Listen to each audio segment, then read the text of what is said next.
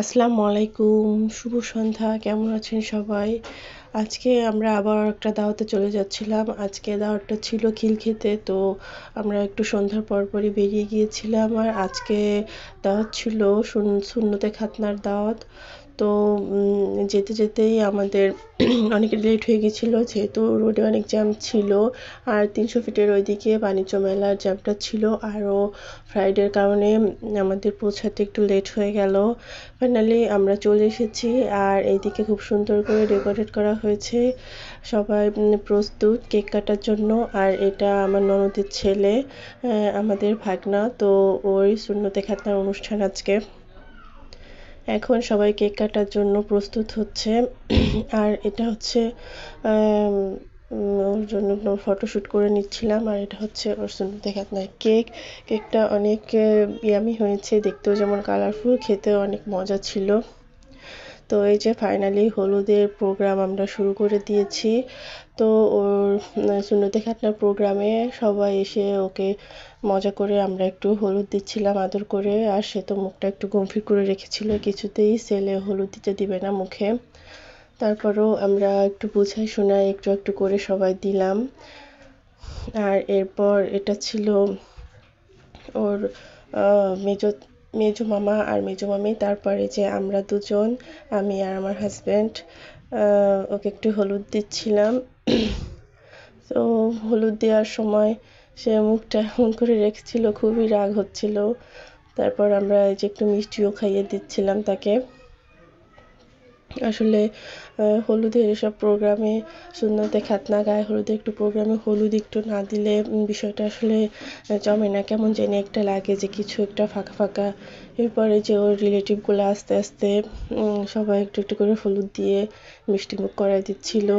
ছেলেটা খুবই চাপের মধ্যে ছিল, যেহেতু সে একেবারেই হলুদ দিতে রাজি ছিল না। তো এই জন্য মুখে হাসিও ছিল না খুব একটা।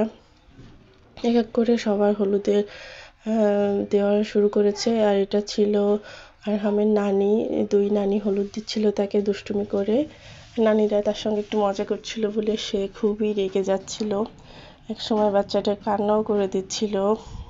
যাই হোক, সবাই অনেক মজা করেছে। তারপরেও এটা হচ্ছে তার আরেকটা নানা আর নানি। তো নানা নানু তো একটু মজা করবে, কিন্তু সে মজাটা নিতে পারতেছিল না। তারপরে ফাইনালি একে একে করে আস্তে আস্তে করে সবাই হলুদ দিচ্ছিল। আর বাচ্চাগুলোর টার্গেট ছিল কেকটার উপর, কেকটা কখন কাটা হবে, কেননা বাচ্চাদের সামনে এত সময় কেক রাখা আসলে অসম্ভব হয়ে যায়। আর এটা হচ্ছে আরহামের চাচা চাচি আর চাচাতো ভাই বোন। তো একে একে সবাই আস্তে আস্তে হলুদ দিচ্ছিল। আর সবাই বাচ্চারা তো খুব খেয়াল করছিল যে কেকটা কখন কাটবে। আর হলুদের প্রোগ্রাম শেষ হতে হতে দেখেন কি পরিমাণ রেগে যাচ্ছিল। মুখে হলুদ ছোঁয়ানোর কারণে সে খুব পরিমাণ রেগে যাচ্ছিল, কাউকেই ধরতে দিবে না, মুখে হাত দিতেই দিবে না।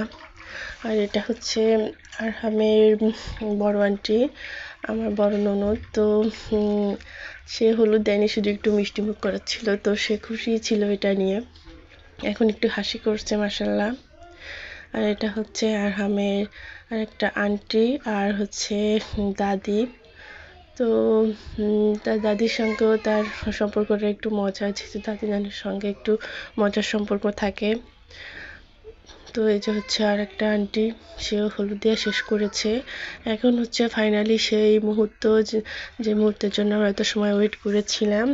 এই যে তার বাবা মা, সুন্দর একটি মুহূর্ত, তার সঙ্গে সুন্দর পিকচার তুলছে, তাকে মিষ্টিমুখ করাচ্ছে।